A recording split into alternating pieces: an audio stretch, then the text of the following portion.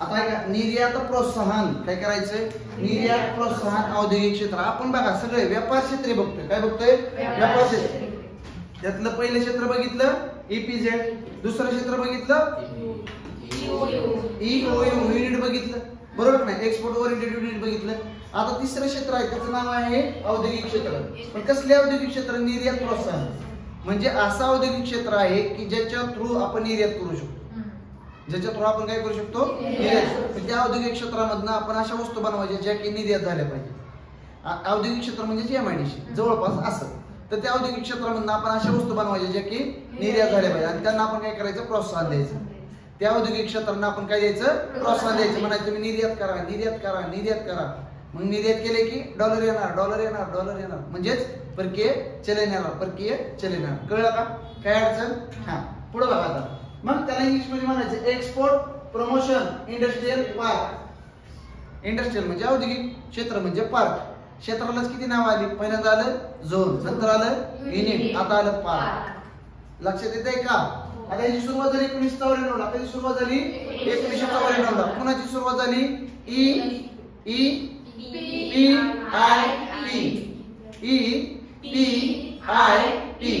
Export promotion industrial park. Export promotion industrial park. Export promotion industrial park. कळलं का? नक्की. त्याला काय म्हणायचं? EPIP export promotion industrial park. कळलं का? काय अडचण नाही. मग याची सुरुवात झाली 1994 ला. कधी सुरुवात झाली? कधी सुरुवात झाली? कोणी केली? केंद्राने केली. कोणी सुरुवात केली? कोणी सुरुवात केली? कशाची सुरुवात?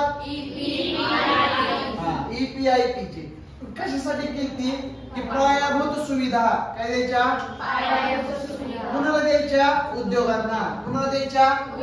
कसले उद्योग? उद्योग निर्यात क्षम उद्योग. कसले उद्योग? 1994 ला ज्यावेळी हे क्षेत्र आलं किंवा ज्यावेळी योजना आली 1994 ला केंद्राने काय केलं? पायाभूत सुविधा पुरवल्या. कुणाला? उद्योग जे की निर्यातक्षम आहे. म्हणजे असे उद्योग जे की त्यांच्या काय करतात? जास्तीत जास्त वस्तूंची निर्यात करतात. लक्षात आलं का? कोणी आणलंय ते? केंद्राने. कधी आणले? 1994 ला. कळलं का? समजलं? हा. मग आता ह्याची परवानगी कुणाला मिळणार? की कोण? निर्यात प्रोत्साहन औद्योगिक क्षेत्र. औद्योगिक क्षेत्र कोण उभा करू शकतात? की जी इंडस्ट्री 33% पेक्षा जास्त निर्यात करते. किती टक्क्यापेक्षा? 33%. हा, म्हणजे अशी एखादी कंपनी आहे की तिचे वस्तू जास्तीत जास्त निर्यात होतात. तिच्या वस्तू काय होतात? जास्तीत जास्त निर्यात होतात. जसं की बारामती मधली आपली फेरेरो कंपनी चॉकलेट म्हणतात, जास्तीत जास्त निर्यात करतात. किंडर जॉय चॉकलेट, बरोबर का?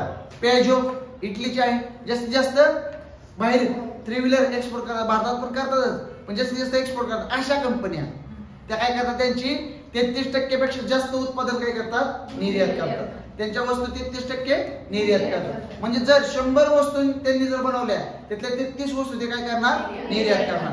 अशा उद्योगांना निर्यात प्रोत्साहन औद्योगिक क्षेत्र उभा करण्याची परवानगी आहे. कॉन्सेप्ट क्लिअर झाला? गुड. नेक्स्ट बघा, त्याचा मूळ उद्देश काय होता? मूळ उद्देश निर्यातीमध्ये राज्यांचा सहभाग घ्यायचा. मूळ उद्देश काय होता याचा? निर्यातीमध्ये राज्यांचा सहभाग घ्यायचा. कळलं का?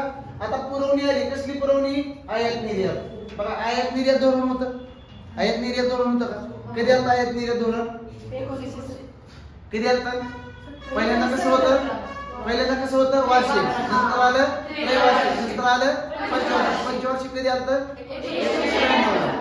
पंचवार्षिक आलं 1992 ला. मग ते 1992 ला ज्यावेळेस आलं पंचवार्षिक, त्याच्यानंतर ते काय करायचं? त्या वर्षी पुरवणी यायची त्यांची. तुम्हाला मी बोललेलं आठवतंय का? की जर त्या वर्षी त्यांची काय यायची? पुरवणी. मग त्या पुरवणीमध्ये, त्या आयात निर्यातीच्या पुरवणीमध्ये 2000 साली आयात निर्यात पुरवणी आली. त्यावेळी त्या आयात निर्यातीच्या पुरवणीमध्ये EPIP म्हणजेच काय रे? बोला. Export promotion industrial park. व EPZ म्हणजे काय रे? Export processing zone. EPIP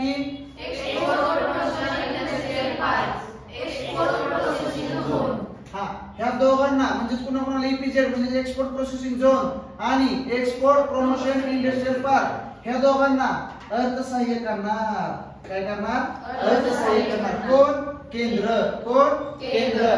केंद्राने अर्थसहाय्य करावं ह्याच्यासाठी एक योजना आली, तिचं नाव आहे असाइड. काय आहे? काय आहे? अ म्हणजे असिस्टन्स. अ म्हणजे काय? To state. टू म्हणजे असिस्टन्स कुणाला? स्टेटला. कशासाठी? डेव्हलपिंग साठी. For developing. डेव्हलपिंग कशासाठी करायची? एक्सपोर्ट साठी. कशासाठी? एक्सपोर्ट साठी. बघा, assistance to state for developing export infrastructure and allied sector activities. हा त्या असाइडचा फुल फॉर्म आहे. ही योजना कुणी आणली? केंद्राने. कुणासाठी आली? EPIP export promotion industrial park व EPZ एक्सपोर्ट प्रोसेसिंग झोन याच्यासाठी ती योजना आलेली आहे. कळलं?